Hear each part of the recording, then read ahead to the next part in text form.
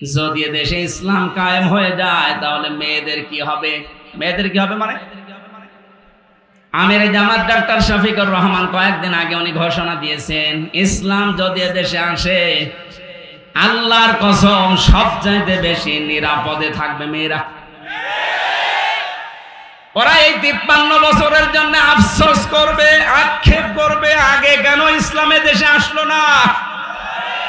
সম্মানিত মা বোনেরা, আপনাদেরকে যারা এই জুজুর ভয় দেখাচ্ছে, আল্লাহর কসম যদি ইসলাম এসে যায়, বিশ্ব নবী মুহাম্মদুর রাসূলুল্লাহ পতিত বিষয় থেকে রানীর আসনে যেমন আপনাদেরকে বসিয়েছিলেন, কোরআনে কারীম এখনো সেইটাই আছে না নেই? আরো জোরে বলেন। মেয়েরা যে কথা বলবে কিভাবে, মোবাইলে, ফোনে, ফ্যাক্সে, পর্দার আড়াল থেকে পরপুরুষের সাথে কোন আওয়াজে কথা বলবে, কতটুকু আওয়াজ দেবে, এইটাও আল্লাহ পরিমাপ করে দিয়েছেন।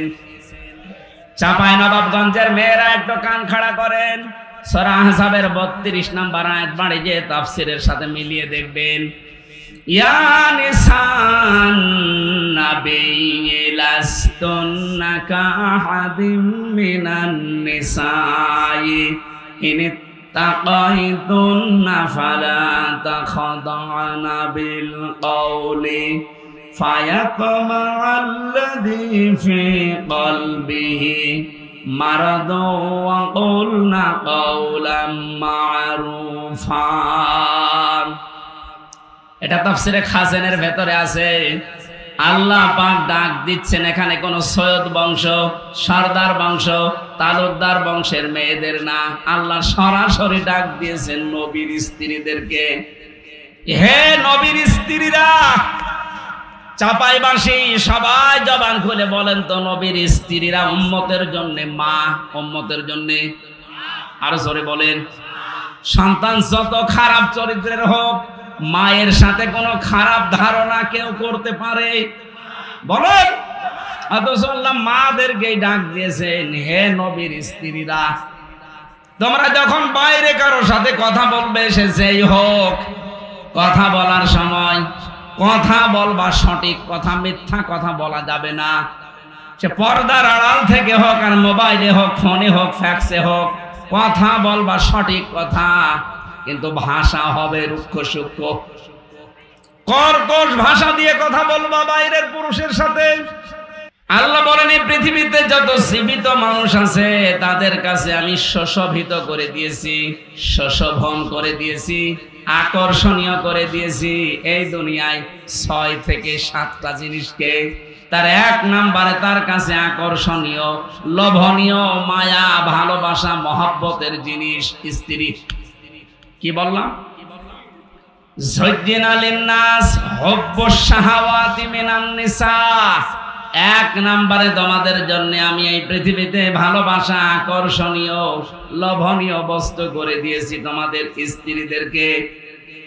ইয়াদের ব্যাখ্যায় বিশ্ব নবী নিজে জানিয়েছেন, উম্মতেরা বিদায় নিলাম, কিন্তু তোমাদের জন্য কিয়ামত পর্যন্ত সবচাইতে বড় পরীক্ষার বস্তু হিসাবে আমি রেখে গেলাম মেয়েদেরকে। এদের ব্যাপারে আল্লাহকে ভয় করবা, এদের সাথে পরীক্ষার ব্যাপারও আল্লাহকে ভয় করে চলবা, তাছাড়া ঈমান রক্ষা করে চলা সম্ভব হবে না। অথচ এই বাস্তবতাটা উল্টিয়ে এই 53 বছরে আমরা দেখেছি, আয়াতটা পুরা উল্টিয়ে দিয়েছে। এরা যে আমাদের সাথে পরীক্ষার বিষয়, পরীক্ষার বস্তু, সেটা অনেকে রাখতে চায়নি। নারী পুরুষের অবাধ মেলামেশার মাধ্যমে, অবাধ বিচরণের মাধ্যমে এ বিষয়টাকে পুরা কলুষিত করে ফেলেছে। এখানে একটা তথ্য বলছে, যাদের মোবাইল আছে লিখে নিতে পারেন, খাতা কলম থাকলে এটা কাজে লাগবে, এটা কিন্তু ফরজ বিষয়। একটা মেয়ে লোকের জন্য 14 জন পুরুষ মানুষের সাথে মোবাইলে কথা বলা, আর পর্দার আড়াল থেকে কথা বলা, দেখা করে কথা বলা 14 জন পুরুষের সাথে জায়েজ আছে। এই 14 জনের বাইরে যদি কাবার ইমামও কল দেয় আপনাকে, আপনি ভাষা রুক্ষ সূক্ষ্ম, কর্কশ, জোরে জোরে বলবেন। 1 নম্বরে আপনার বাবা, আমি আবার বলছি, এই 14 জন পুরুষের বাইরে যদি আমির হামজা না কাবার ইমামও যদি কল দেয়, কথা বলবেন সত্য কথা, মিথ্যা কথা বলবেন না, কিন্তু ভাষা হবে কর্কশ। এটা আমি বানালাম।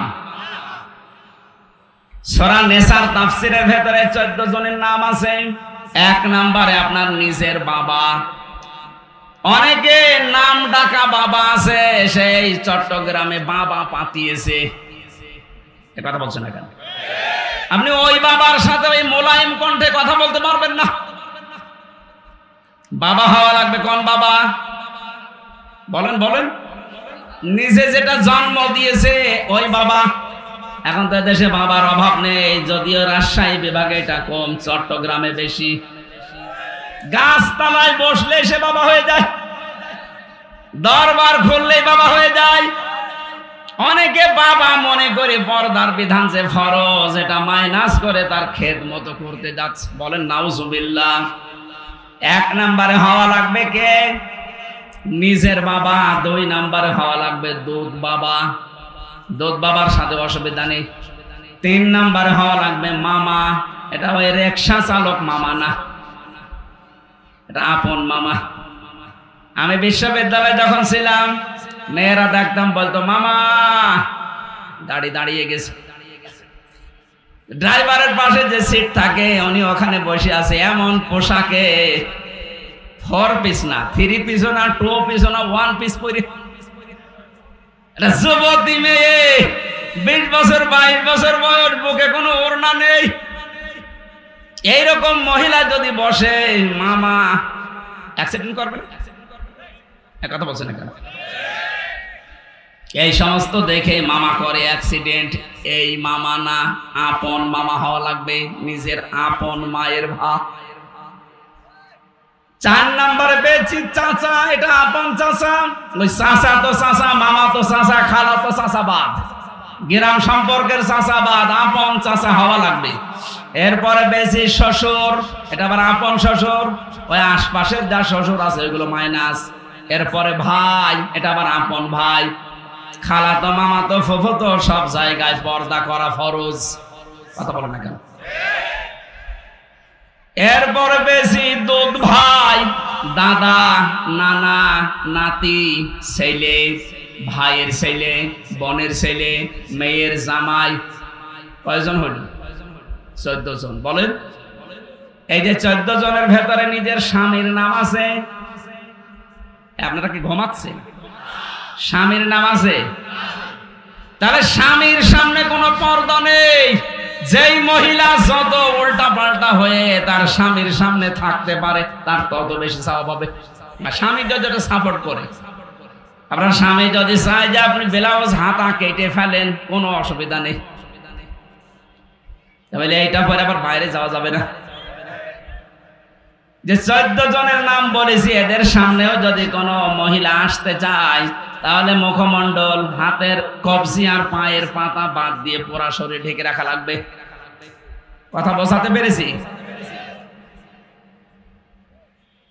সম্মানিত মা বোনেরা, আপনি মোবাইলের ভাষা কেমন হবে? এই 14 জন বাদ দিয়ে দুনিয়ায় যার সাথে কথা বলেন, আপনার ভাষা কেমন হবে সেইটাও আমার আল্লাহ জানিয়েছেন। وقرنا في بيوتكن ولا تبرجن تبرج الجاهلية الأولى।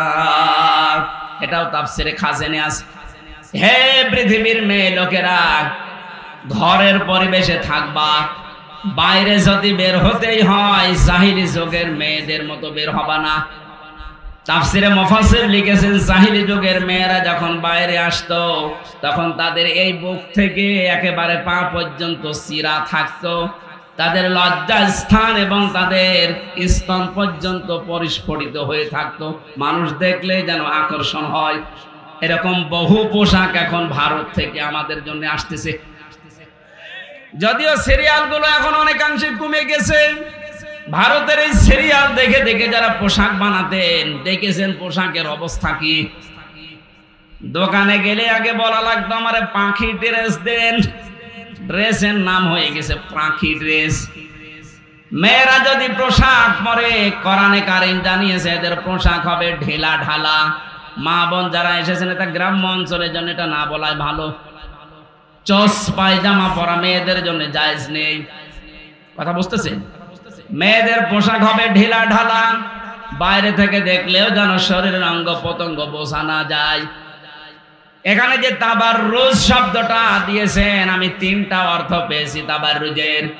মেয়েরা যারা এসেছেন আপনি মিলান, নবীজি জানিয়েছেন এই তিনটার একটাও যদি কোনো মহিলার ভেতরে পাওয়া যায়, ওই মহিলা জান্নাত দূরের কথা জান্নাতের ঘ্রাণও পাবে না। এক নম্বরে তাবাররুজের অর্থ, মেয়েরা যখন ঘরের ভেতরে থাকে তখন অগোছালো, বাইরে যখন আসার কথা বলে তখন তাদের সাজগোজ বেড়ে যায়। এরকম মহিলা দেশে নেই? আপনার সাজগোজ তো হবে আপনার স্বামীর জন্য। হযরতে ফাতেমা একদিন সাজগোজ করে বাইরে যাচ্ছিলেন ছোট বয়সে। নবীজি ডাক দিয়ে বললেন, মা কোথায় যাও? আমার বান্ধবীর বাড়িতে। বিশ্বনবী ওই দিন ছোট করে তাকে একটা কথা বলেছিলেন, মা দুনিয়ার মানুষকে দেখাতে যদি সাজগোজ করো তাহলে আখিরাতের সাজ থেকে আল্লাহ তোমার বঞ্চিত করে দেবে। তুমি সাজতে পারো তো শুধু তোমার স্বামীর জন্য। হযরতে ফাতেমা ওই দিন থেকে মরণ পর্যন্ত স্বামী ছাড়া আর কারো জন্য তিনি সাজেননি। সুতরাং মেয়েরা সাজবে তার স্বামীর জন্য, বাইরে কোনো মানুষের জন্য সাজগোজ করা মেয়েদের জন্য জায়েজ নেই। অথচ এখন সাজের বাহার কি এক চোখের ভেতরে দিচ্ছে ওরা 8টা 9টা করে জিনিস। সম্মানিত মা বোনেরা যারা এসেছেন, আপনাকে আমি সাজতে নিষেধ করছি না। আপনার স্বামীকে আকৃষ্ট করার জন্য যদি আয়নার সামনে বসে বসে আপনি সাজতে থাকেন, যতক্ষণ সাজবেন ততক্ষণ নফল নামাজের সওয়াব পাবেন। আপনি বলেন তো, ওরা যে সাজ দেয় বিউটি পার্লার থেকে, এই সাজগোজ করে স্বামীর সাথে যাচ্ছে মার্কেটে বিভিন্ন অনুষ্ঠানে, একই স্বামী দেখানোর জন্য না পাবলিক? আপনি দায়ুস হয়ে গেছেন। দ্বিতীয় নম্বর তাবাররুজের অর্থ, মেয়েরা যখন রাস্তাঘাটে আসে তখন ওদের পোশাক হয়ে যায় 8 60 ছোটখাটো।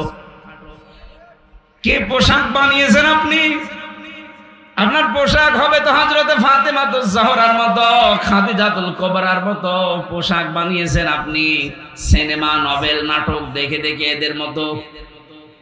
মান তাশাব্বাহা বিকওমিন ফাহুয়া মিনহুম, দুনিয়াতে যার সাথে যার সাদৃশ্য মিলবে কিয়ামতে আল্লাহ তার সাথে তাকে তুলবে। আল্লাহ মেয়েদের পোশাক আশাকগুলো ইসলামী কায়দায় বানানোর তৌফিক দান, বলেন আমিন। এখানে একটা মাসলা বের হয়, যারা শাড়ি পরে নামাজ পড়েন, যদি আপনি সেজদা বা রুকু দিতে গিয়ে আপনার শাড়ির আঁচল পড়ে যায়, যদি চুল বের হয়ে যায়, আপনার নামাজ ভেঙে যাবে। এই জন্য মেয়েদের সর্বোত্তম পোশাক হচ্ছে সালোয়ার কামিজ। হাত পর্যন্ত হাতা থাকবে, পা পর্যন্ত লম্বা হবে, নিচে পায়জামা ছায়া পরা লাগবে, এই মাথার উপর থেকে বুকটা দিয়ে একটা ওড়না দিয়ে পেঁচানো লাগবে। অন্তত আমার মনে হয় এই 3-4 হাজার 5 হাজার 10 হাজার টাকা দিয়ে শাড়ি না কিনে এই 250-500 টাকা দিয়ে একটা সালোয়ার কামিজ বানালে পর্দাও আদায় হবে, আর আমার স্বামী যারা আমরাও বেঁচে যাব।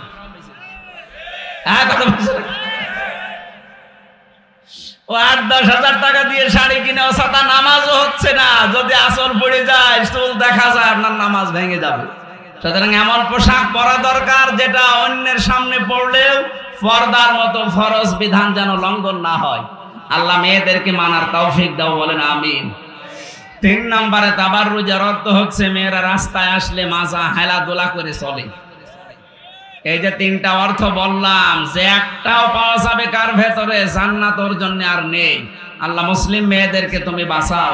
মেয়েরা কতটুকু পর্দার সামনে থাকবে? সূরা আহজাবের 59 নম্বর আয়াতে আল্লাহ দলিল দিয়েছেন, ইয়া আইয়ুহান নাবিয়্যু কুল লিআজওয়াজিকা ওয়া বানাতিকা ওয়া নিসাইল মুমিনিনা ইয়ুদনিনা আলাইহিন্না মিন জালাবিবিহিন্না ইলা আখির আয়াত।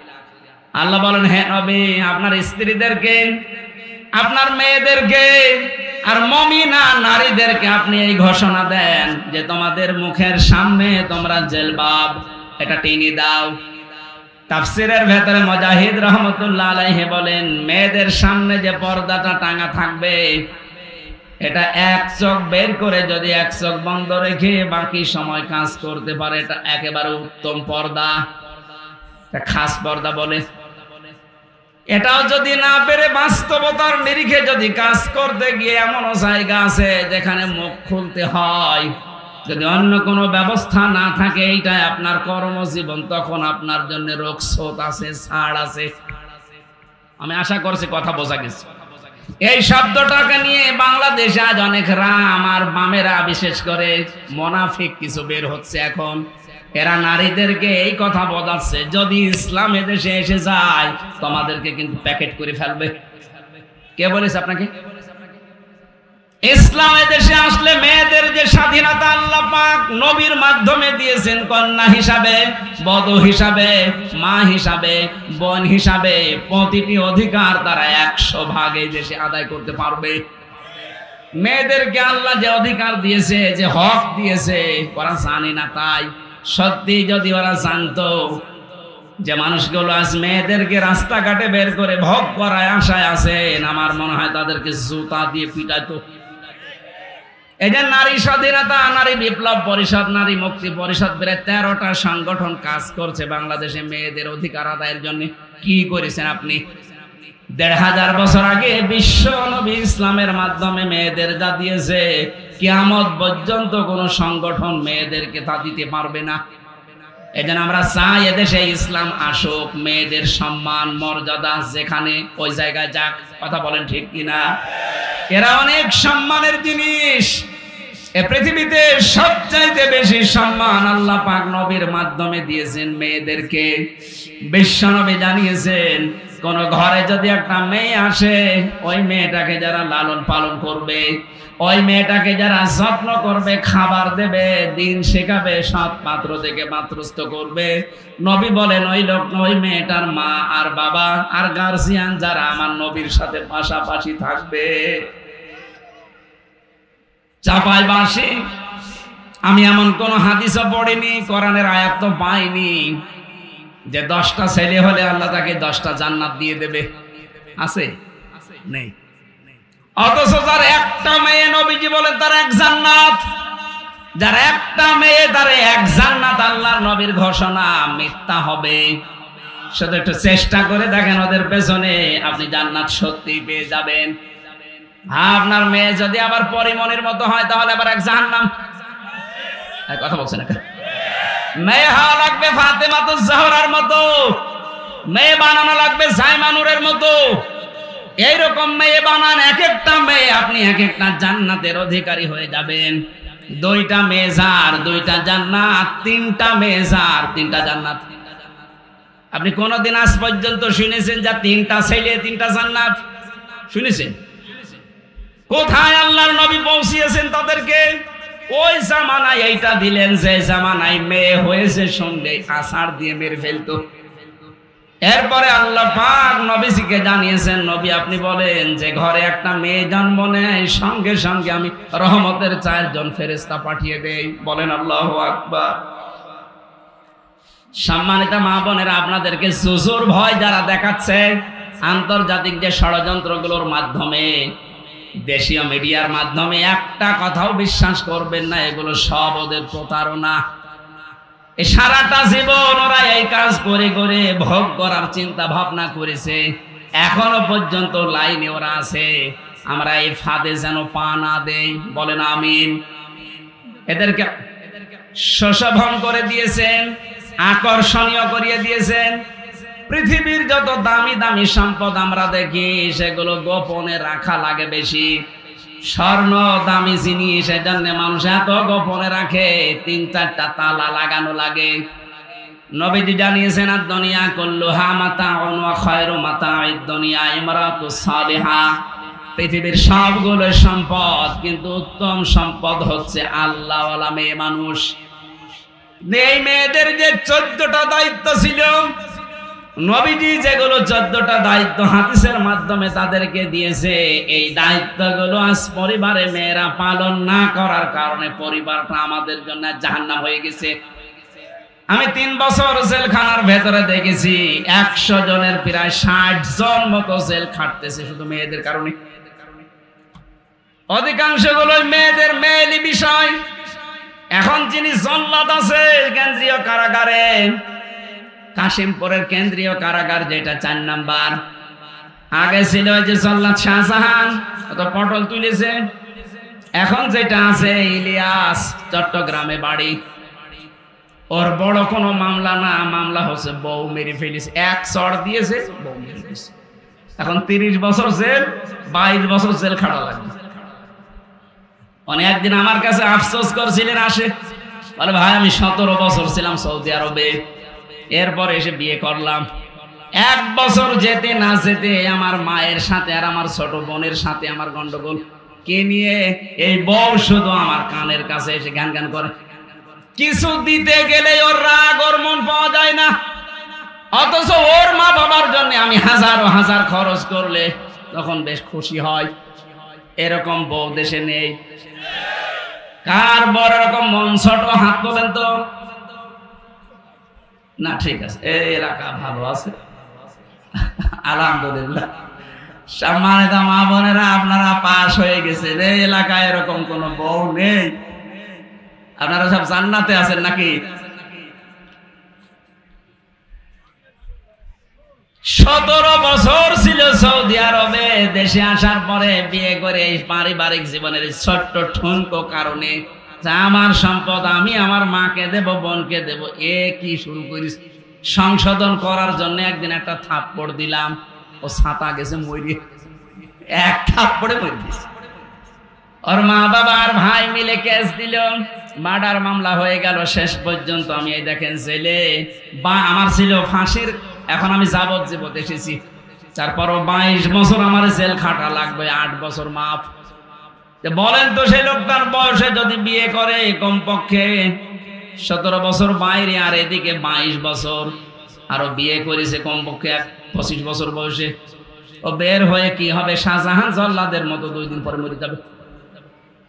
আমরা যেন ছোটখাটো বিষয়ে পারিবারিক জীবনে ঝামেলায় না জড়াই। এই নারীর একটা পরীক্ষা, একটা ফাঁদ, খুব সতর্ক থাকা লাগবে এদের থেকে। বিশ্ব নবী ইন্তেকালের আগে যতগুলো কথা জানিয়েছিলেন তার ভেতরে এটা আমার উম্মতের জন্য মহা পরীক্ষা আমি রেখে গেলাম মেয়েদেরকে। আমরা যারা আছি খুব সতর্ক, খুব সেনসিটিভ বিষয়, এটা খেয়াল করে জীবন চালানো লাগবে।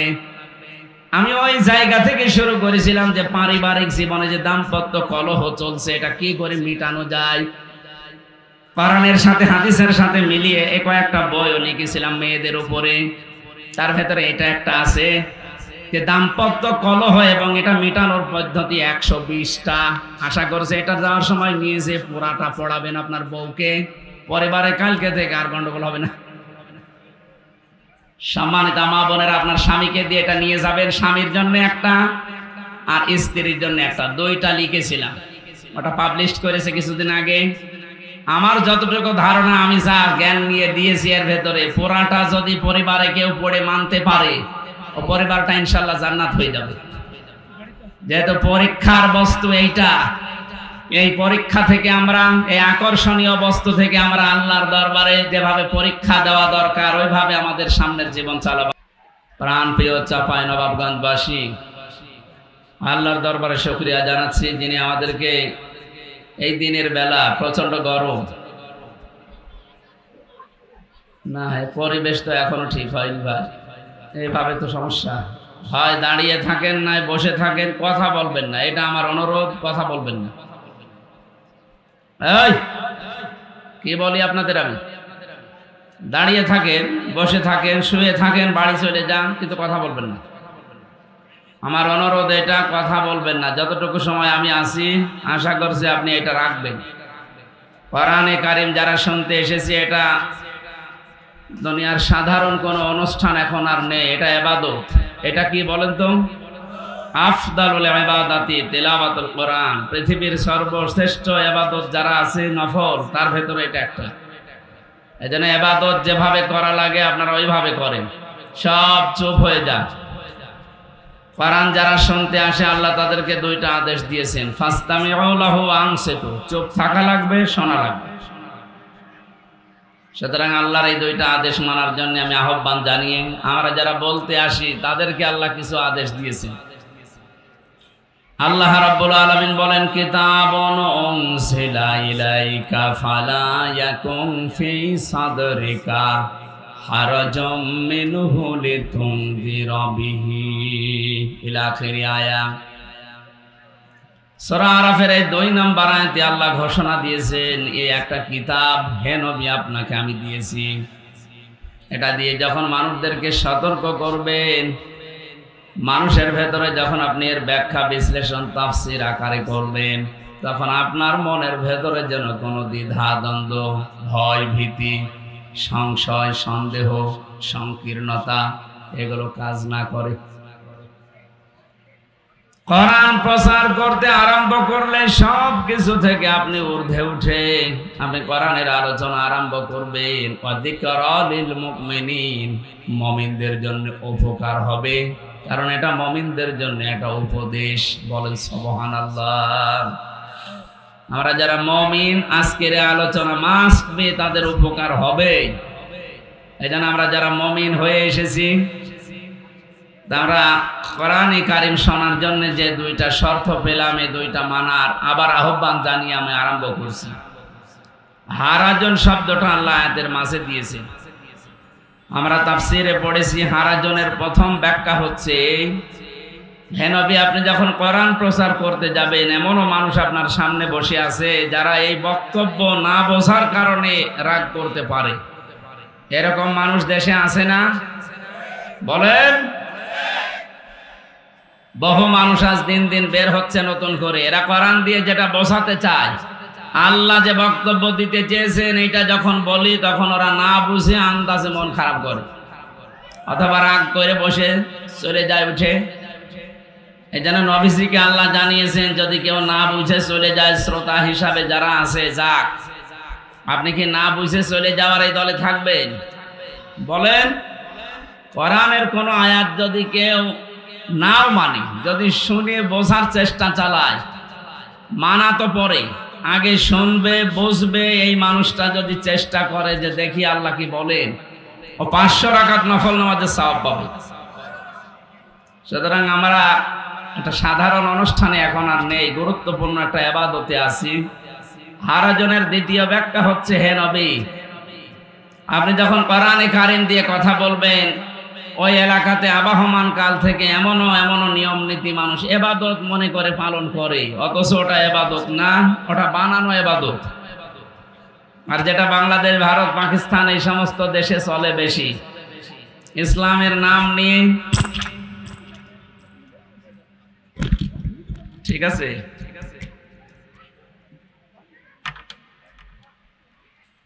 ইসলামের নাম নিয়ে উল্টাপাল্টা আছে ইবাদত গুলো, বিশেষ করে আমরা বানিয়ে মানুষকে ধোঁকা দিয়ে বোকা বানিয়ে নিজেদের স্বার্থ সিদ্ধি করার জন্য ইসলাম বলে দিন বলি আমরা চালিয়ে দিচ্ছি।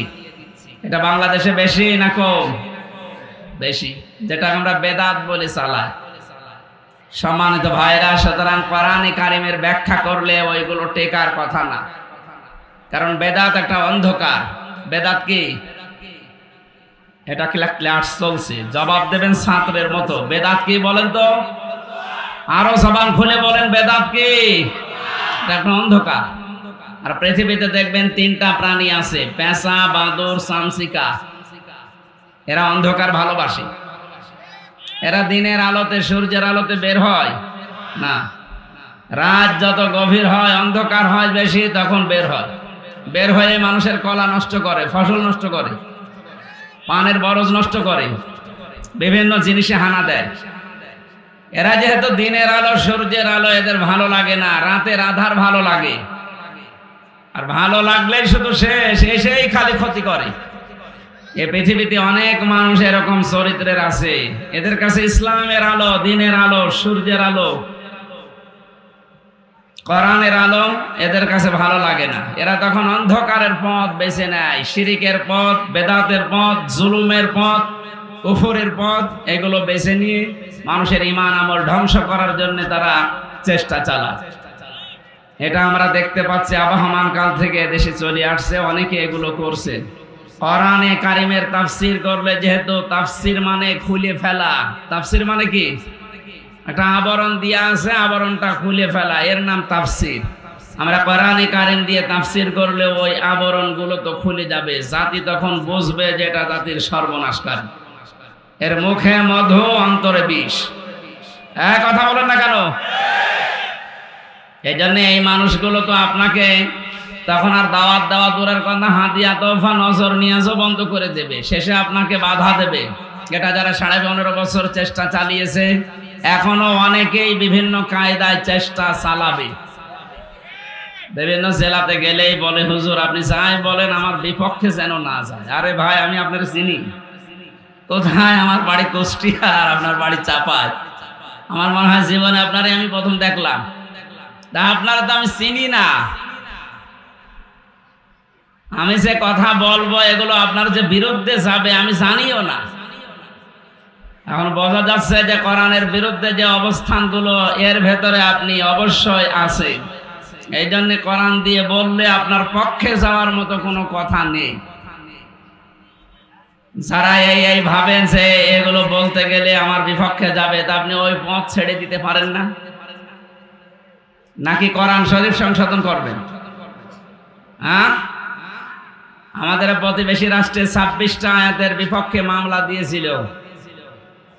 26টা না, কোরআনে কারিমের 26টা ফোঁটার বিরুদ্ধে যদি কেউ অবস্থান নেয়, তাম দুনিয়ার মুসলমানেরা তাদের বিরুদ্ধে।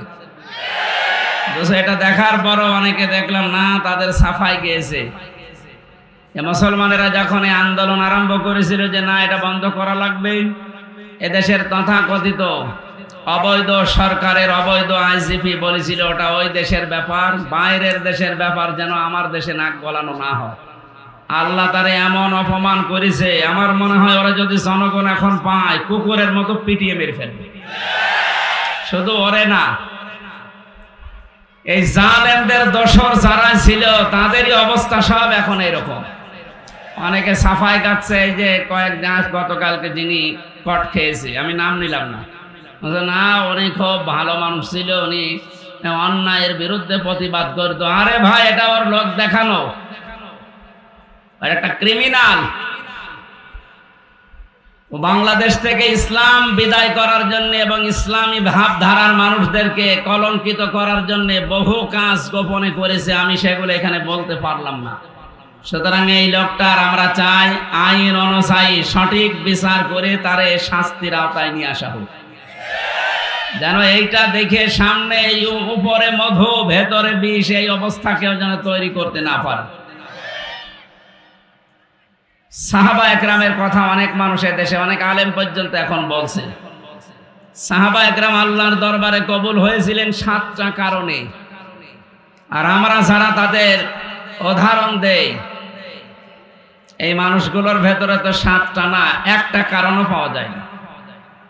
সাহাবীদের প্রধান কারণ ছিল তারা আল্লাহর দরবারে যে কবুল হয়েছিলেন, তাদের মুখের কথা আর মনের কথা এক ছিল। কথা বলেন না কেন? এই 15.5 বছরে আমরা অনেক আলেমকে পর্যন্ত দেখেছি ওদের মুখের কথার সাথে মনের কথার মিল নেই, আর বাকিগুলো তো বাদই দিলাম। বড় বড় হাজি, আমি 16 সালে হজে গিয়েছিলাম, যে দেখি এক মুরব্বী কাবা শরীফ তাওয়াফ করার পর কাবা শরীফের যে দেওয়ালের সাথে হাত লাগিয়ে বলছে, আল্লাহ আমি মরণ চাই। মরণ চান মানে? মুরব্বী মানুষ তো কি হাওমাও করে কাঁদতেছে, আল্লাহ আমারে মরণ দাও, আমি আর দেশে যাব না। মনে করলাম আল্লাহ যেভাবে কান্নাকাটি করছে, ও সাথে যদি মরে যায়। মুরব্বীর গায়ে ভাই হাত দিয়ে বললাম চলেন হোস্টেলে যায়। হোস্টেলে নিয়ে গেলে বললাম, মুরব্বী এই যে নাস্তা পানি খান, কিছু কথা আছে। হঠাৎ দেখি বাইরে ঝড় উঠেছে। ওনারে বললাম, মুরব্বী আপনি প্রস্তুতি নিন। কেন? আপনি যে দোয়া করলেন কাবা শরীফের দেওয়ালে হাত দিয়ে, যে আপনি মরণ চান, যে ঝড় উঠেছে আপনারে আমি এখন শুধু ছেড়ে দেব, আপনি ঝড়ের ভেতরে পড়ে মরে যাবেন। আপনার দোয়া কবুল হয়ে গেছে, আপনি তাড়াতাড়ি রেডি হন। আমারে বলছে, হুজুর এ দোয়া তো আমি এবছরের জন্য করিনি, আগামীতে যদি আসে তখন। বলেন তো, কাবা ঘর ধরে দোয়া করছে, ওর মুখের কথার সাথে মনের কথার কোনো মিল আছে? 17 সালে গিয়েছিলাম, ওর বাড়ি জিজ্ঞাসা করেছিলাম কোথায়, কোথায়? নোয়াখালী, কোম্পানিগঞ্জ, কাওয়া কাকুর এলাকায়। 17 সালে গেলাম ওখানে, যে দেখলাম বসে খাসি, উনি আসছে, এসে বলছে আসসালামু আলাইকুম হুজুর। কে? দাদা আপনি এখনো মরেননি? না, আগামীতে যদি যাই। তার মানে ও আর যাবেও না, মরবেও না। ওর মুখের কথার সাথে মনের কথার কোনো মিল আছে বলেন? আমরা ওই রকম না, আমাদের মুখে যা থাকবে আমাদের মনে তাই থাকবে ইনশাআল্লাহ। কথা বলেন না কেন? সুতরাং কোরআনের কথা শোনার পরে কোরআন পাল্টানোর, সংশোধন করার কোনো কায়দা নেই। সংশোধন হতে হবে আমাকে। আজকে আমরা আলোচনার মাধ্যমে আল্লাহ যে ডিরেকশন দিয়েছে এগুলো আমাদের জীবনের সাথে মিলিয়ে দেখবো যে হ্যাঁ আমি ঠিক আছে কিনা। যদি না থাকে বাস্তবতা আমরা কোরআনের সাথে মিলাবো ইনশাআল্লাহ। দরুদ আর সালাম পড়ছে আমাদের নবী মুহাম্মদ রাসূলুল্লাহ সাল্লাল্লাহু আলাইহি ওয়াসাল্লামের প্রতি। আপনারা জানেন কোরআনে কারিমে বিশ্ব নবীকে আল্লাহ 27টা নামে ডাক দিয়েছেন, ডাইরেক্ট ইনডাইরেক্ট মিলে। কয়টা বলেন তো? এর ভেতরে 7টা নাম অন্যতম। ইয়াসিন, তহা, মুহাম্মদ, আহমদ, মুজাম্মিল, মুদাসসির আর আব্দুন বা আব্দুল্লাহ। এই 7টার ভেতরে প্রথম যে নামটা ইয়াসিন, আল্লাহ রাব্বুল আলামিন তাকে ডাক দিয়েছেন ইয়াসিন, হে নেতা। আল্লাহর ঘোষণা দেওয়া নেতা এই পৃথিবীতে একজনই। কয়জন? চাপাই বাঁশি এটা যদি শুধু নিছক দুনিয়ার বিষয় হতো, কসম আল্লাহর আমি আয়াত এখানে পড়তাম না। এই সম্পর্কটা আখিরাতের সাথে, এই জন্য আমি এটা পড়লাম। এই যে নেতৃত্ব দেওয়ার কোয়ালিটি কিছু লাগে, আন্দাজে নেতা হওয়া যায় না। আল্লাহ পাক তার নবীর মাধ্যমে জানিয়েছেন, হে নবী, দুনিয়ায় যারা নেতৃত্ব দিতে চায়, নেতা হতে চায়, তার ভেতরে কমপক্ষে 6টা কোয়ালিটি মাস্ট বি লাগবে। 1 নম্বরে এই পৃথিবীতে কোনো মহিলা নেতা হতে পারবে না। এটা আমি বানালাম। হ্যাঁ, সূরা নেসা 5 নম্বর পারার 2 নম্বর পৃষ্ঠার 11 নম্বর লাইনে 34 নম্বর আয়াতের প্রথম অংশে আছে। যত তাফসীর আছে বাংলাদেশে সব তাফসীর এক জায়গায় মিলান, এইটাই পাবেন। আল্লাহ পাক বলেন, আর রিজালু কাওয়ামুনা আলান নিসা। এই পৃথিবীতে পুরুষেরা হবে নেতা আর মেয়েরা হবে তাদের আজ্ঞাবহ। পুরুষরা হবে অভিভাবক, গাইডলাইন দাতা, মেয়েরা হবে তাদের আজ্ঞাবহ, তাদের আন্ডারে থাকবে। এই আয়াতের তাফসিরে বিশ্ব নবীর একটা হাদিস পেয়েছি, ক্বালান নবী সাল্লাল্লাহু আলাইহি ওয়াসাল্লাম লা ইউফলিহা কওমুন। এখানে যারা আরবি গ্রামার বোঝে জিজ্ঞাসা করেন ইউফলিহা, ইউফলিহু এটা মজারে, বর্তমান, ভবিষ্যৎ, প্রেজেন্ট, ফিউচার। এর আগে আল্লাহর নবী লাং দিয়েছেন। লাং যদি মজারের আগে আসে, বাংলা অর্থ দাঁড়ায় জীবনেও হবে না। নবীজি গ্যারান্টি দিচ্ছেন ওই জাতি কখনোই সফল হতে পারে না, এখন পারছে না, ভবিষ্যৎ বলতে কিয়ামত পর্যন্ত তারা সফলতার মুখ দেখতে পারবে না যে জাতির নেতৃত্বে আছে কোনো মহিলা। এই হাদিস আমি এখন বানালাম। বলেন এটা 100 ভাগ বিশ্বাস করেন কারা এই হাদিসটা? হাত তোলেন তো। হ্যাঁ, আন্দাজ হাত তুলবেন না, আমি কিন্তু পরীক্ষা করব এখন। তোলেন, দেখেন তো হাত তোলেনি কে? ঠিক আছে, আলহামদুলিল্লাহ। না, আমি হাঁসের খোরাকি দেওয়ার জন্য বলি না, এখানে একটা শিখতে। আরে ভাই, আপনি হাত তুলিয়েই আছেন, একটু নামান।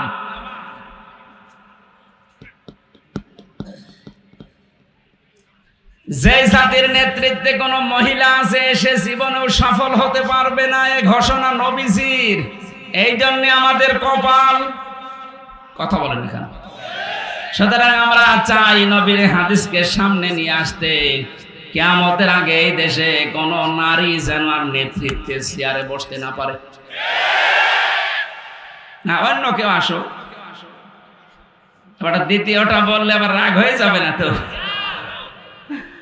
আমি তো আয়াত পারা পৃষ্ঠা লাইন নাম্বার সূরার নাম তাফসীরের নাম সব বলছি, আপনি বাড়ি যে মিলিয়ে দেখেন।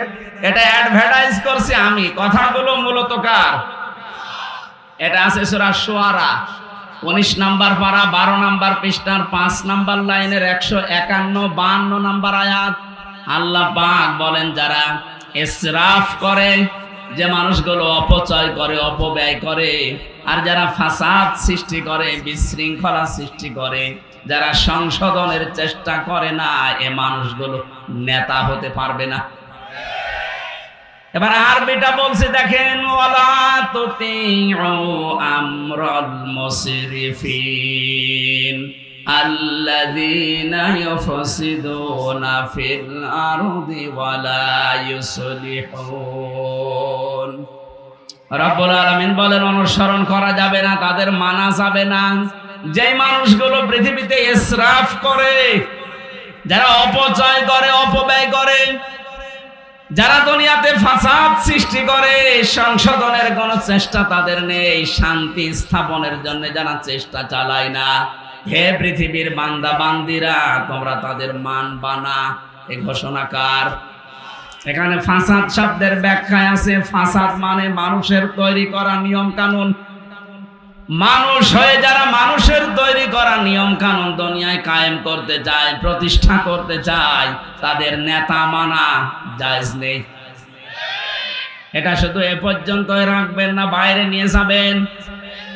বলেন, দুনিয়াতে যারা ইসরাফ করে, অপচয় করে, অপব্যয় করে বেড়ায় দুনিয়ায়, আর যারা ফাসাদ সৃষ্টি করে, যে মানুষগুলো দুনিয়াতে মানুষের তৈরি করা আইন কানুন প্রতিষ্ঠার জন্য দল করে, মিছিল মিটিং করে, ভোট করে, চেষ্টা চালায়, এই মানুষগুলোর পেছনে থাকা জায়েজ নেই না।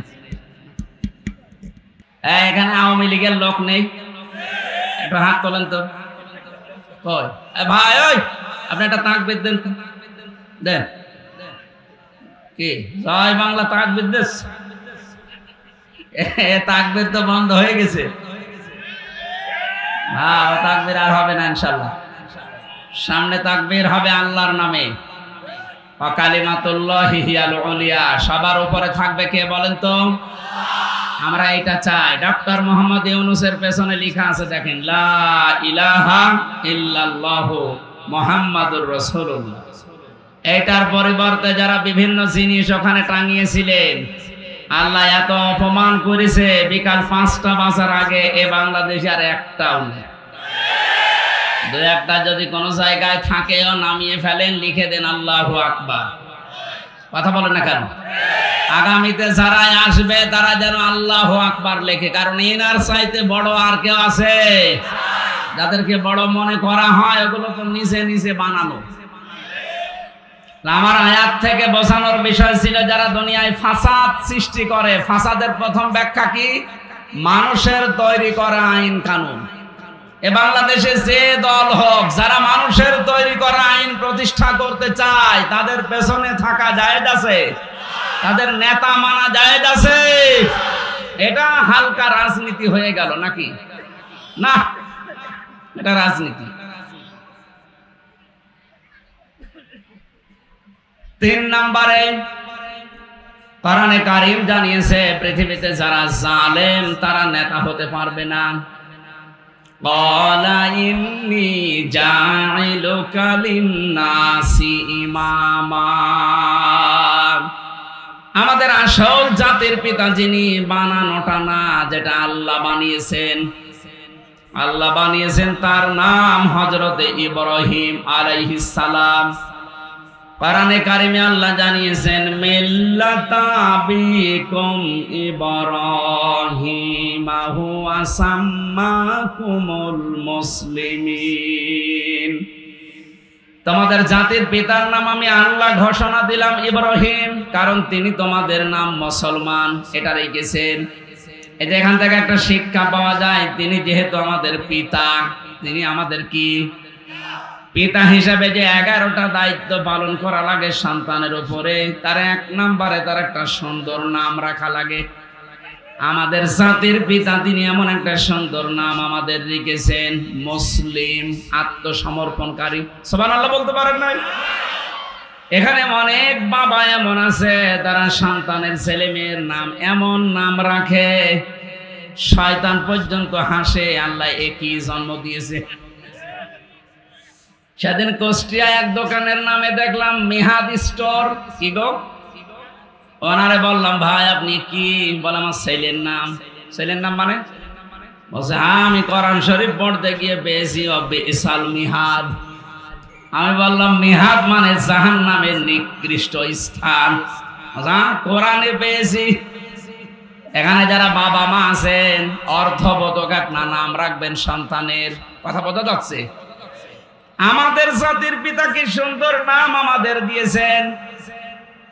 আল্লাহ পাক বলেন একে একটা দুইটা না, প্রায় 50টার উপরে পরীক্ষা নিয়েছিলাম দুনিয়াতে। প্রতিটি পরীক্ষায় তোমাদের জাতির পিতা যিনি তিনি পাশ করেছেন। আমি খুশি হয়ে পুরা মানব জাতির জন্য তাকে আমি নেতা বানিয়ে দিয়েছি। হযরত ইব্রাহিম ওই দিন প্রশ্ন করেছিলেন ক্বালা মিন যুররিয়াতি, হে আল্লাহ এই যে নেতৃত্বের গুণাবলী নেতা হওয়া এটা কি শুধু আমি পেলাম নাকি আমার সন্তানাদি যারা আসবে দুনিয়ায় কিয়ামত পর্যন্ত এরাও কি নেতৃত্ব দিতে পারবে, নেতা হতে পারবে? আল্লাহ সাফ জবাব দিয়েছেন ক্বালা লা ইয়ানালু আহদিজ যালিমিন। হে ইব্রাহিম তোমার সন্তানাদি দুনিয়ায় যারা আসবে তারা নেতা হতে পারবে, কিন্তু কোন জালেমের জন্য আমার অঙ্গীকার নেই। এই যে ইয়ানালু এটা মজারে বর্তমান ভবিষ্যৎ, প্রেজেন্ট ফিউচার। যেদিন ইব্রাহিমকে এই ঘোষণা দিয়েছেন ওই দিন থেকে কিয়ামত পর্যন্ত কোন জালেম মানুষের জন্য নেতৃত্ব দেওয়া জায়েজ নেই। কথা বলেন না কেন? অথচ 15.5 বছরের দিকে তাকান, সবচাইতে বেশি বড় জালেম যে সে বড় নেতা হয়ে বসেছিল। আমরা চাই এই দেশে কিয়ামতের আগে কোন জালেম যেন আর নেতা হতে না পারে। আরো আসতে বলেন। এক জালেম থেকে আমরা অন্তত কিছুটা হলে মুক্তি পেয়েছি। পৃথিবীতে আর কোন জালেমকে আমরা চেয়ারে বসতে দেখতে চাই না। আসতে চাইলে ইব্রাহিম নবীর সন্তান হয়ে আসেন।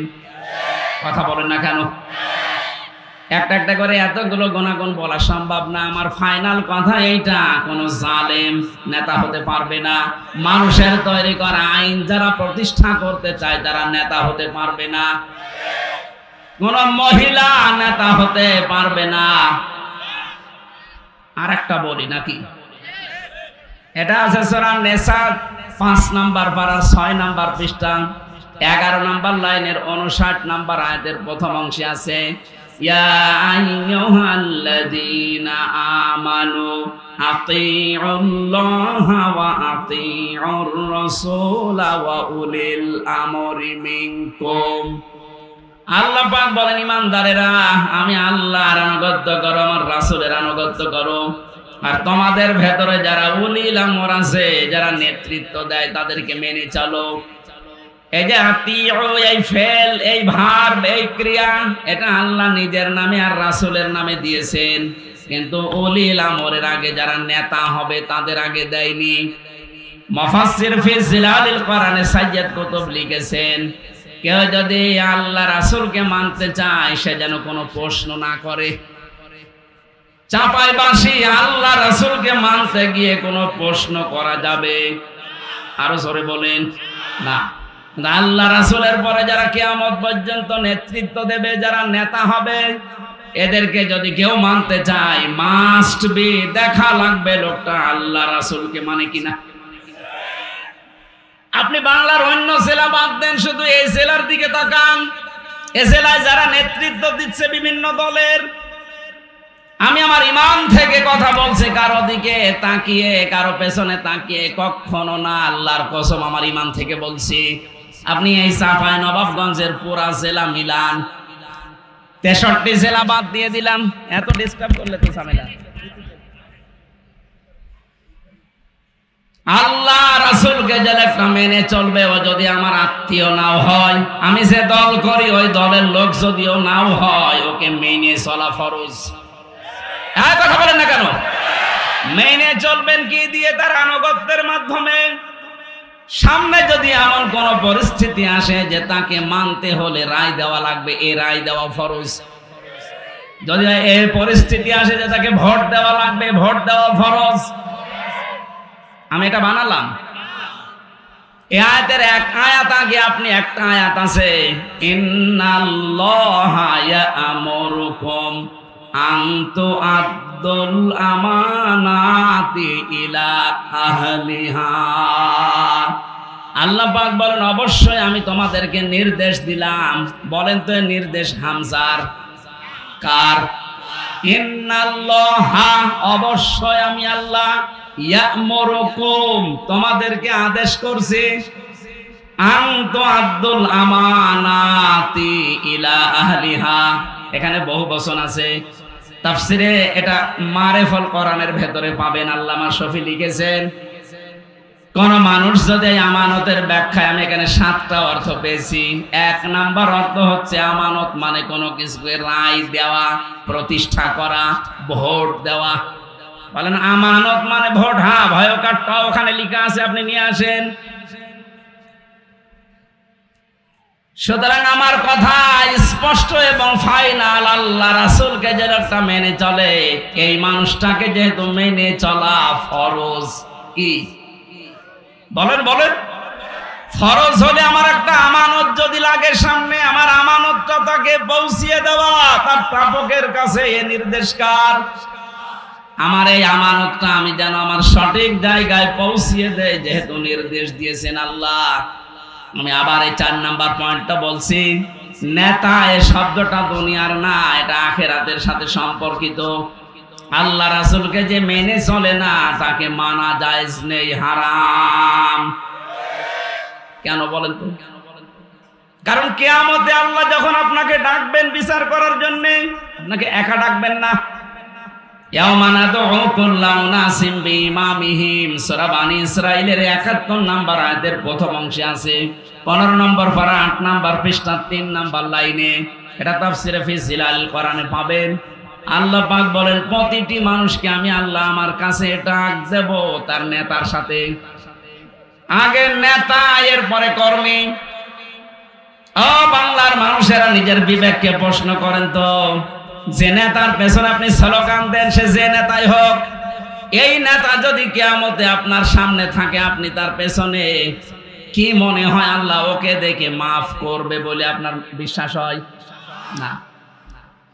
কারণ যে তার সূরাত, সিরাত, তার চেহারা, যেই নেতা নিজের জান বাঁচাতে গিয়ে দাড়ি কেটে নম হয়ে যায়, এরকম মানুষের পেছনে আপনি থাকতে পারেন? আরো আসতে বলেন। যারা সুযোগ পেলে কোটি কোটি টাকার মালিক হবে, এরকম নেতার পেছনে আপনি থাকতে পারেন? তার যে চরিত্রই তো আপনি জানেন, খালি মারিং কাটিং করার নিয়ত। কিছু পাইনি, তারপরও দেখে যাচ্ছে থালা এখন হাতে পাইনি, এরপরও শুরু হয়ে গেছে আল্লাহর নাম নিয়ে, বিসমিল্লাহির রহমানির রহিম। আপনি এখনই জানছেন যে তার চরিত্র যদি এই হয়, আর যদি থালা হাতে পায়, যে ধরাকে সরা জ্ঞান করবে, ও বলবে তখন যে বাবা শাহজালাল সব হালাল। তাহলে এইরকম মানুষের পেছনে আপনি আছেন, কিয়ামতে ওকে আল্লাহ আগে ডাকবে, এরপরে আপনাকে। বলেন ওনার যে পরিবার, ওনার যে সমাজ, ওনার যে আদর্শ, ওই লোকটাকে দেখলে আল্লাহ মাফ করবে না। আপনি নিজেই বলছেন যে না, আল্লাহ মাফ করবে না, কারণ তার নিজেরও পর্দা নেই, তার বড় পর্দা নেই। এই কথা বলছেন না কেন? তার নিজের যেমন বাস্তবতা ঠিক নেই, তার পরিবারের বাস্তবতা ঠিক নেই। এইরকম মানুষের সাথে কিয়ামতে আপনি উঠলে আপনার কি হবে বলেন? আমি আপনাকে বাঁচাতে চাই, যদি বলেন না, তাহলে আপনার এখানে থাকার দরকার নেই, আপনি অন্য জায়গায় যান। এই যে আসার সময় রাজশাহী থেকে দেখলাম কোন জায়গায় যেন পূজা চলছে, 12 মাসে 13 পূজা হয় না, এই একটা। আপনি যান, ওখানে চলে যান। আমি আপনাকে সত্যি বাঁচাতে চাই। আল্লাহ রাসূলকে যে মানে না, সে যদি আপনার বাবাও হয়, তাকে মানা জায়েজ নেই, হারাম। এরপরেও যদি কেউ মেনে চলে, আল্লাহর ভাষায় সূরা তাওবার 33 নাম্বার আয়াতের শেষে আছে, অমাইয়াতাওয়াল্লাহুম মিনকুম ফাউলাইকা হুমুজ জালিমুন। এই লোকটা হবে জালেম। কি হবে? আল্লাহ আমাদের হেফাজত করুন। আমি বাকিগুলো আর এখন বলতে পারছি না। যে চারটা বললাম, একটা একটা করে মিলিয়ে দেখেন যে নেতৃত্ব আসলে দেবে কে, কাকে নেতা মানা জায়েজ। এটা দুনিয়ার বিষয় না, এটা সম্পর্কিত আখিরাতের সাথে। আল্লাহ আমাদেরকে এই সহজটা বোঝার তৌফিক দান করেন, আমিন।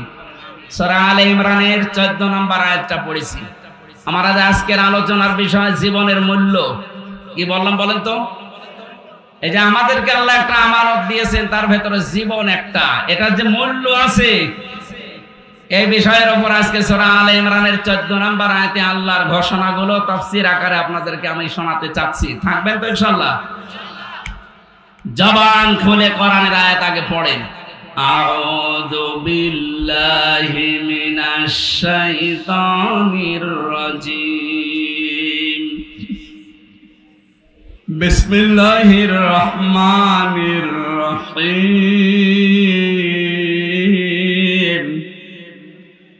زين للناس حب الشهوات من النساء والبنين إلى آخر آية। সূরা আলে ইমরান 200টা আয়াত আছে, 20টা রুকু আছে। মাত্র একটা আয়াতের 4 ভাগের 1 ভাগ পড়েছি। আল্লাহ 6টা বিষয় এই আয়াতের ভেতরে দিয়েছেন। আল্লাহ রাব্বুল আলামিন বলেন যুজ্জিনা লিন্নাস, এই পৃথিবীতে যত জীবিত মানুষ আছে, এখানে যারা বালাগাত মানতেক পড়েছেন আপনারা জানেন লাম শব্দটা ব্যবহার করা হয় জীবিত মানুষদের ক্ষেত্রে। আল্লাহ বলেন এই পৃথিবীতে যত জীবিত মানুষ আছে তাদের কাছে আমি সুশোভিত করে দিয়েছি, সুশোভন করে দিয়েছি, আকর্ষণীয় করে দিয়েছি। এই দুনিয়ায় 6 থেকে 7টা জিনিসকে তার 1 নম্বরে তার কাছে আকর্ষণীয়, লোভনীয়, মায়া, ভালোবাসা, মহব্বতের জিনিস স্ত্রী। কি বললাম? যুজ্জিনা লিন্নাস হুব্বুশ শাহাওয়াতি মিনান নিসা। 1 নম্বরে তোমাদের জন্য আমি এই পৃথিবীতে ভালোবাসা, আকর্ষণীয়, লোভনীয় বস্তু করে দিয়েছি তোমাদের স্ত্রীদেরকে।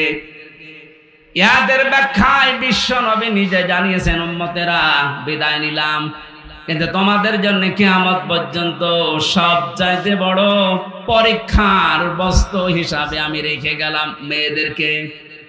এদের ব্যাপারে আল্লাহকে ভয় করবা, এদের সাথে পরীক্ষার ব্যাপারে আল্লাহকে ভয় করে চলবা, তাছাড়া ঈমান রক্ষা করে চলা সম্ভব হবে না।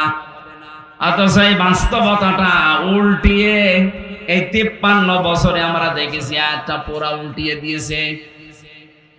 এরা যে আমাদের সাথে পরীক্ষার বিষয়, পরীক্ষার বস্তু, সেটা অনেকে রাখতে চায়নি।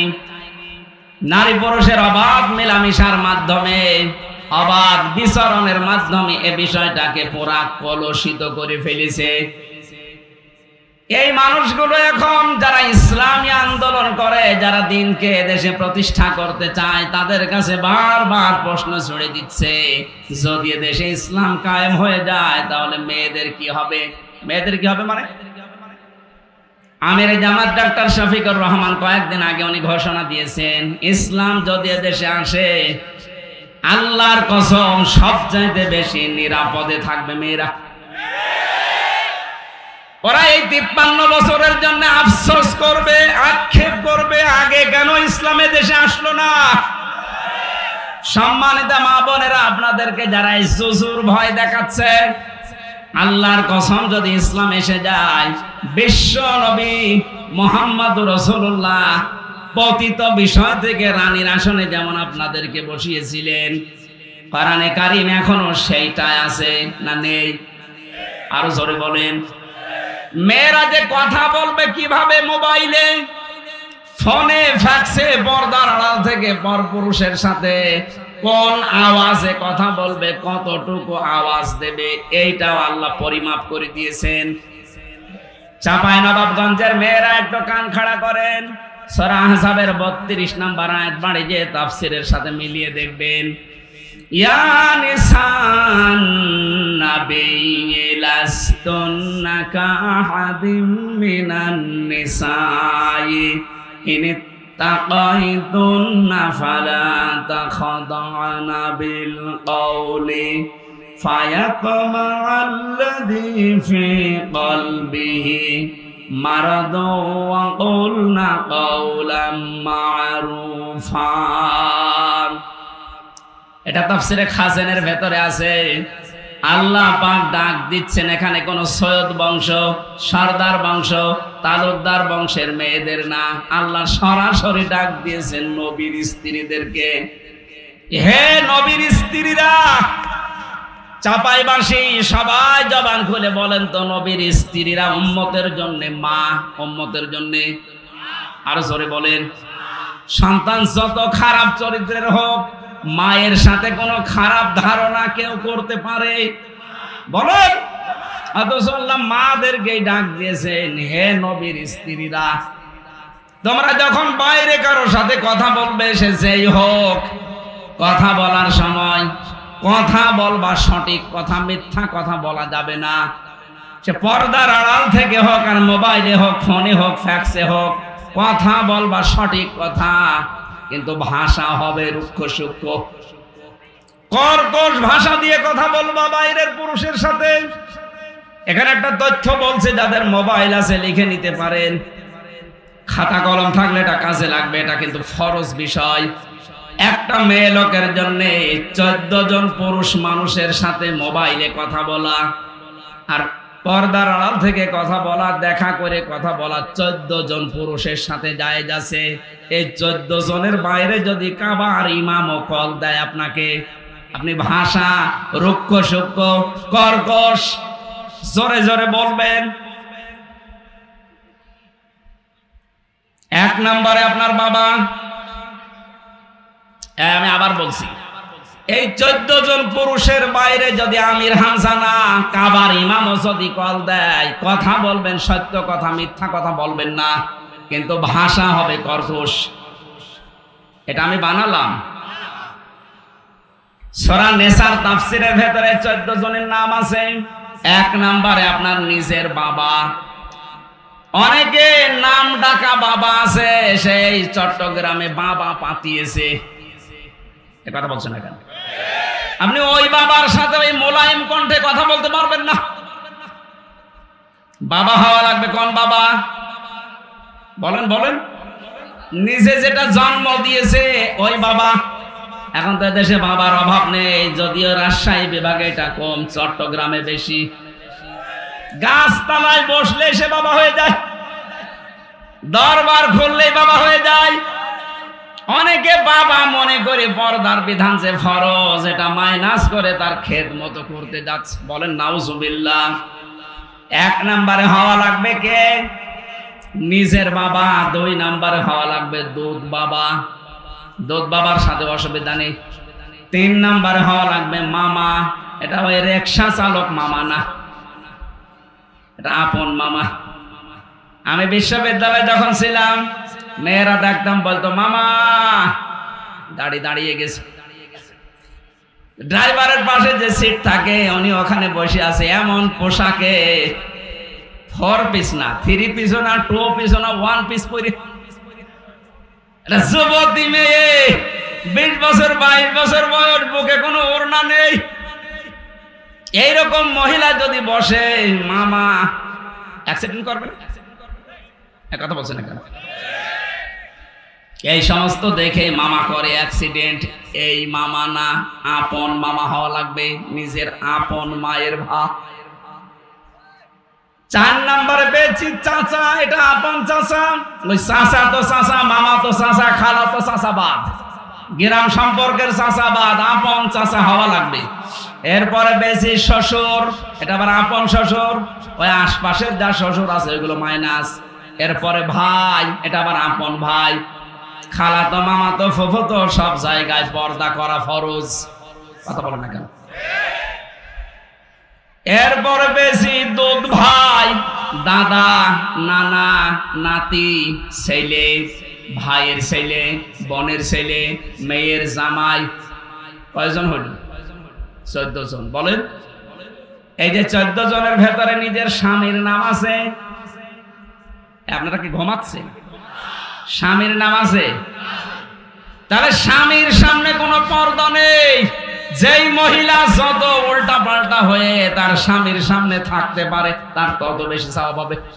স্বামী যদি এটা সাপোর্ট করে, আপনার স্বামী যদি চায় যে আপনি ব্লাউজ হাতা কেটে ফেলেন, কোনো অসুবিধা নেই, তাহলে এইটা পরে আবার বাইরে যাওয়া যাবে না। যে 14 জনের নাম বলেছি এদের সামনেও যদি কোনো মহিলা আসতে চায় তাহলে মুখমণ্ডল, হাতের কবজি আর পায়ের পাতা বাদ দিয়ে পুরা শরীর ঢেকে রাখা লাগবে। কথা বোঝাতে পেরেছি? সম্মানিত মা বোনেরা, আপনি মোবাইলের ভাষা কেমন হবে এই 14 জন বাদ দিয়ে দুনিয়ায় যার সাথে কথা বলেন আপনার ভাষা কেমন হবে সেইটাও আমার আল্লাহ জানিয়েছেন। وقرنا في بيوتكن ولا تبرجن تبرج الجاهلية الأولى। এটাও তাফসিরে খাজেনে আছে। হে পৃথিবীর মেয়ে লোকেরা, ঘরের পরিবেশে থাকবা, বাইরে যদি বের হতেই হয় জাহিলি যুগের মেয়েদের মতো বের হবা না। তাফসিরে মুফাসসির লিখেছেন জাহিলি যুগের মেয়েরা যখন বাইরে আসতো তখন তাদের এই বুক থেকে একেবারে পা পর্যন্ত চিরা থাকতো, তাদের লজ্জা স্থান এবং তাদের স্তন পর্যন্ত পরিস্ফুটিত হয়ে থাকতো, মানুষ দেখলে যেন আকর্ষণ হয়। এরকম বহু পোশাক এখন ভারত থেকে আমাদের জন্য আসতেছে। যদিও সিরিয়ালগুলো এখন অনেকাংশে কমে গেছে, ভারতের এই সিরিয়াল দেখে দেখে যারা পোশাক বানাতেন দেখেছেন পোশাকের অবস্থা কি। দোকানে গেলে আগে বলা লাগতো আমারে পাখি ড্রেস দেন, ড্রেসের নাম হয়ে গেছে পাখি ড্রেস। মেয়েরা যদি পোশাক পরে কোরআনে কারীম জানিয়েছে এদের পোশাক হবে ঢিলা ঢালা। মা বোন যারা এসেছেন এটা গ্রাম্য অঞ্চলের জন্য এটা না বলাই ভালো। চস পায়জামা পরা মেয়েদের জন্য জায়েজ নেই। কথা বুঝতেছেন? মেয়েদের পোশাক হবে ঢিলা ঢালা, বাইরে থেকে দেখলেও যেন শরীরের অঙ্গ প্রত্যঙ্গ বোঝা না যায়। এখানে যে তাবাররুজ শব্দটা দিয়েছেন আমি 3টা অর্থ পেয়েছি তাবাররুজের। মেয়েরা যারা এসেছেন আপনি মিলান, নবীজি জানিয়েছেন এই 3টার একটাও যদি কোনো মহিলার ভেতরে পাওয়া যায় ওই মহিলা জান্নাত দূরের কথা জান্নাতের ঘ্রাণও পাবে না। 1 নম্বরে তাবাররুজের অর্থ মেয়েরা যখন ঘরের ভেতরে থাকে তখন অগোছালো, বাইরে যখন আসার কথা বলে তখন তাদের সাজগোজ বেড়ে যায়। এরকম মহিলা দেশে নেই? আপনার সাজগোজ তো হবে আপনার স্বামীর জন্য। হযরতে ফাতেমা একদিন সাজগোজ করে বাইরে যাচ্ছিলেন ছোট বয়সে, নবীজি ডাক দিয়ে বললেন মা কোথায় যাও? আমার বান্ধবীর বাড়িতে। বিশ্বনবী ওই দিন ছোট করে তাকে একটা কথা বলেছিলেন, মা দুনিয়ার মানুষকে দেখাতে যদি সাজগোজ করো তাহলে আখিরাতের সাজ থেকে আল্লাহ তোমার বঞ্চিত করে দেবে। তুমি সাজতে পারো তো শুধু তোমার স্বামীর জন্য। হযরতে ফাতেমা ওই দিন থেকে মরণ পর্যন্ত স্বামী ছাড়া আর কারো জন্য তিনি সাজেননি। সুতরাং মেয়েরা সাজবে তার স্বামীর জন্য, বাইরে কোনো মানুষের জন্য সাজগোজ করা মেয়েদের জন্য জায়েজ নেই। অথচ এখন সাজের বাহার কি এক চোখের ভেতরে দেখছে ওরা 8টা 9টা করে জিনিস। সম্মানিত মা বোনেরা যারা এসেছেন আপনাকে আমি সাজতে নিষেধ করছি না। আপনার স্বামীকে আকৃষ্ট করার জন্য যদি আয়নার সামনে বসে বসে আপনি সাজতে থাকেন, যতক্ষণ সাজবেন ততক্ষণ নফল নামাজের সওয়াব পাবেন। আপনি বলেন তো ওরা যে সাজ দেয় বিউটি পার্লার থেকে, এই সাজগোজ করে স্বামীর সাথে যাচ্ছে মার্কেটে বিভিন্ন অনুষ্ঠানে, একই স্বামী দেখানোর জন্য না পাবলিক? আপনি দায়িত্ব হয়ে গেছেন।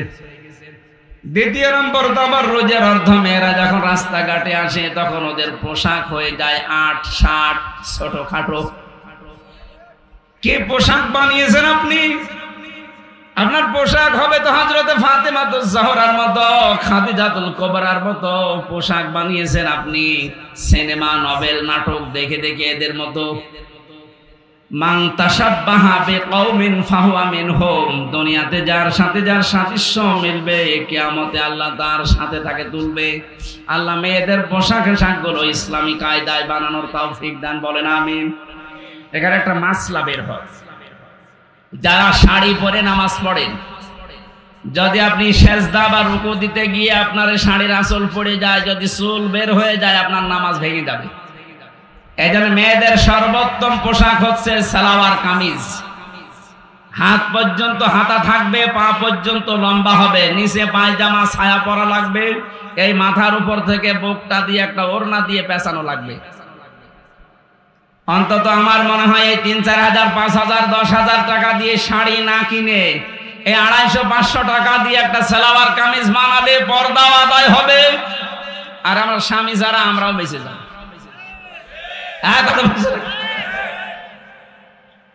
ও ৮-১০ হাজার টাকা দিয়ে শাড়ি কিনে ও সাথে নামাজও হচ্ছে না, যদি আঁচল পড়ে যায়, চুল দেখা যায়, আপনার নামাজ ভেঙে যাবে।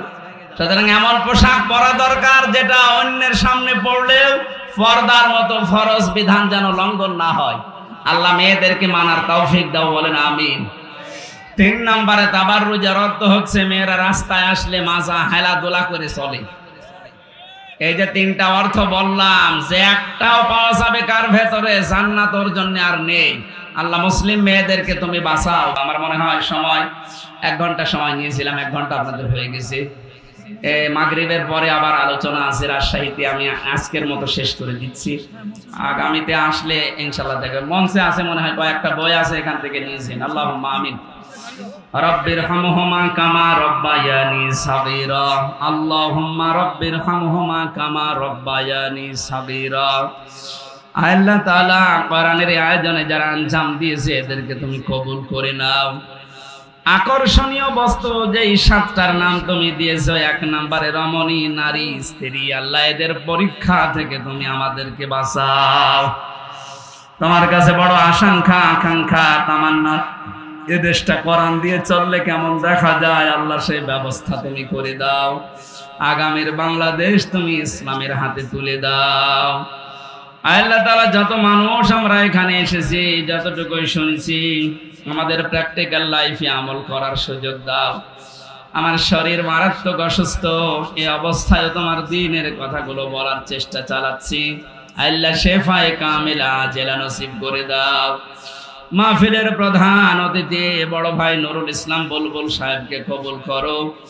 আজকের সভাপতি, সেক্রেটারি, মোতাওয়াল্লি, এলাকায় যত মানুষ এই মাহফিলের দায়িত্বে আছে, প্রত্যেকটি যুবককে আল্লাহ উসমানের মতো, আলীর মতো বানিয়ে দাও। মা বোনদেরকে তুমি খাদিজার মতো, আয়েশার মতো জীবন দাও। আগামীতে অনুষ্ঠানটা কোরআনের জন্য বিশাল আকারে মঞ্জুর করো। মরণ আসলে আমাদের জবানে তুমি জারি করে দিও, লা ইলাহা ইল্লাল্লাহু মুহাম্মাদুর রাসূলুল্লাহ।